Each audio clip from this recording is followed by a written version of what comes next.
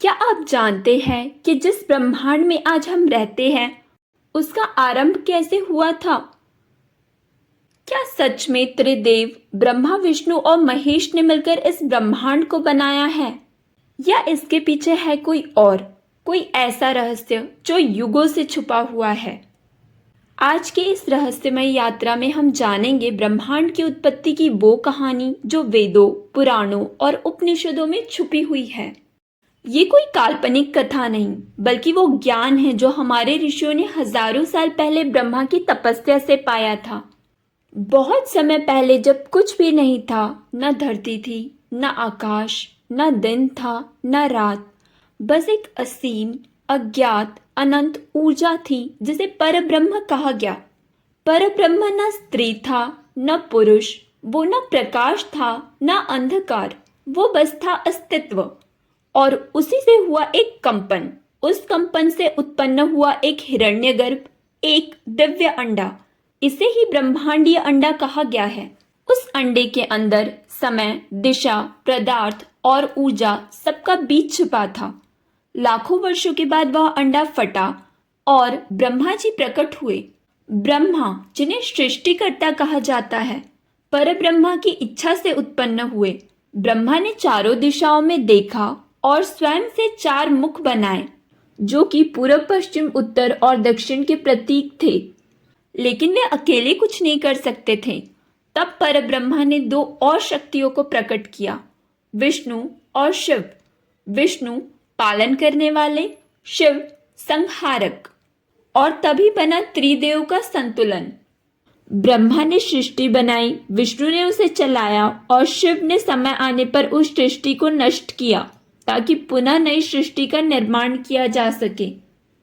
चलिए अब हम देखते हैं वेदों और पुराणों के अनुसार सृष्टि कैसे बनी।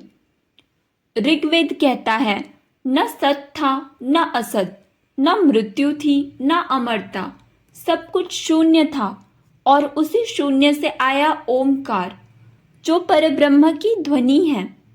ओमकार से कंपन हुआ, कंपन से ऊर्जा, और उस ऊर्जा से समय और स्थान की उत्पत्ति हुई।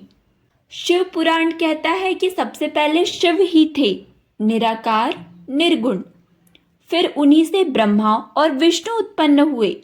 वहीं विष्णु पुराण कहता है कि विष्णु जल में शेषनाग पर सो रहे थे और उनकी नाभि से कमल निकला, जिससे ब्रह्मा उत्पन्न हुए। हर पुराण का एक अलग दृष्टिकोण है, लेकिन सब इस बात से सहमत है कि त्रिदेव परब्रह्मा की 3 शक्तियां हैं।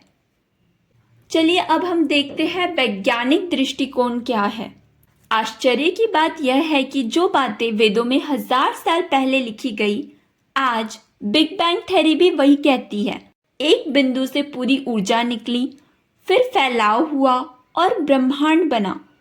वैज्ञानिक कहते हैं कि सिंगुलैरिटी से सब कुछ शुरू हुआ, और वेद कहते हैं कि हिरण्यगर्भ से। क्या यह सिर्फ संयोग है, या हमारे ऋषि विज्ञान को बहुत पहले से जानते थे? अब सोचिए, हम खुद ब्रह्मा की सृष्टि का हिस्सा है।